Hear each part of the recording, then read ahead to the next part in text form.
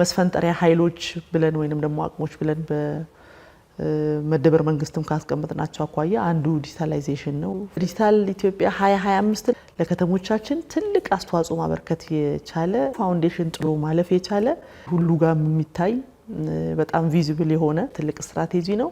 ለስሉት ከተሞች መሰረት የጣለ ስትራቴጂ ነው ብለን መውሰድ እንችላለን። ይሄንን ደግሞ አሳክተን አጠናቀን ዛሬ ላይ ደግሞ የዲጂታል ኢትዮጵያ 2030ን አናውንስ አድርገናል። በ2030 ግን ለከተሞቻችን ከስማርት ከተማ በዘለለ ብልህ ከተሞችንም የመፍጠር ዓላማ በውስጡ ይዟል። በማጸደቅ ሂደት ላይ የያዝነው የከተማ ልማት ፖሊሲያችንም ጋር በቀጥታ መዛመድ የሚችል እንደመሆኑ መጠን ከዚህ ጋር ማስታርቀን እንደገና ኢንፑት የምንወስድበትንምና የመጨረሻ ፋይናላይዝ የምናደርግበት ጊዜ ላይ ያለን ስለሆነ ዲጂታል ኢትዮጵያ 2030 ደግሞ ከዚህ የበለጠ በኢነርጂ አጠቃቀም በአገልግሎት አሰጣጥ ማዘመን በኢኮኖሚ እንቅስቃሴዎች በሰዎች እንቅስቃሴዎች መካከል ያሉ ጉዳዮች አብዛኛው ነገር ወደ ብልህ ከተሞች የመፍጠርም እንዲሁም ደግሞ ኢኮኖሚ የመፍጠርም እና የናሽናል ሴኩሪቲ ኢሹዎችንም አድሬስ ማድረግ የሚችል ትልቅ ስትራቴጂ ነው። በዚህ ሁሉ ውስጥ እንግዲህ አንዱ ትልቁ